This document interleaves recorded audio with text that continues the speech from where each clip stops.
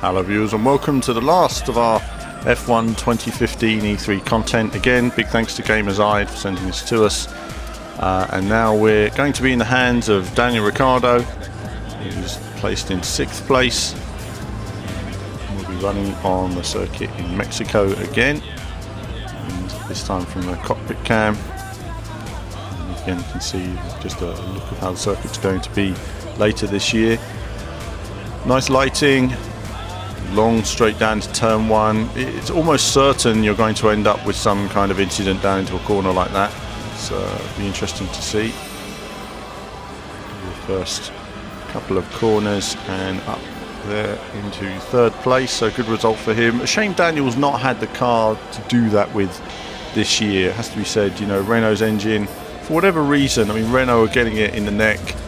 But we don't really understand the complexities of what the rules are and how Mercedes and Ferrari read it, how Renault read it, how they've been caught out, how long it takes to adjust those rules and understand what other teams are doing. So it's not always as fair as people think it is. Just build a simple system. They're very, very complex and they take years to build. But going through this direction change, it's going to be interesting to see how the different cars handle that. That could be quite punishing on the tyres, and you won't want to go offline through that section.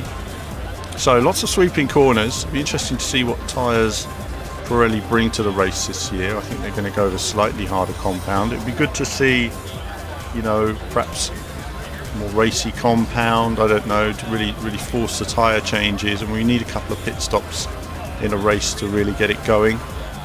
They've reduced a lot of the tyre wear from what it was, but you know, one stop pits, you know, people pit stopping in the first 5 laps and then finishing a race, you know, that's not what we want to see. We want to see people having to go hell for leather and go for it. So with the formula as it is right now, it's more about conserving your car rather than pushing your car. So Daniel takes the lead. If only, actually, I mean, I didn't think I'd ever say that about a Red Bull recently, but if only we could see him up there being able to compete, take it to the Mercedes at the moment. Obviously between him and Daniel Kvyat being difficult, what with the Toro Rosso being strong as well. Ferrari's initial charge halted slightly with Williams getting closer to where we expected them to be at the start of the season. Again, people picking up on the circuit really quickly, so obviously they're using the racing line. It just shows a few laps and you'll be getting it together. Handy for me actually to look at before I get my hands on the game and no doubt run an extended race.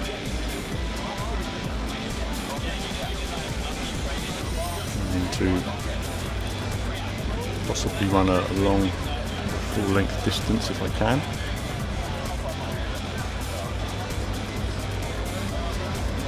Interesting to see how the game performs and the tyres perform in comparison to the real cars.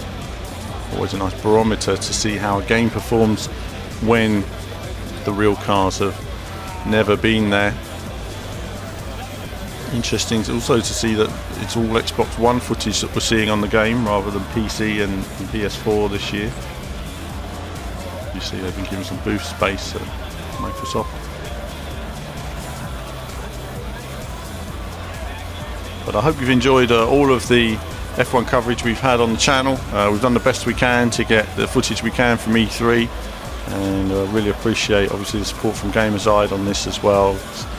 They know this is really helpful for us and what we do here. I really appreciate that. And as we come around towards the end of this lap, this is the last of our coverage until I get my hands on, hopefully in the next week or so. But we've got lots of other gaming as well on the channel, the Forza 5 videos. Got some WRC, hopefully some Sebastian Loeb Rally soon, and some MotoGP 15 to come up as well. So as we come around the final corner, that's it from me for now, and as ever, more soon.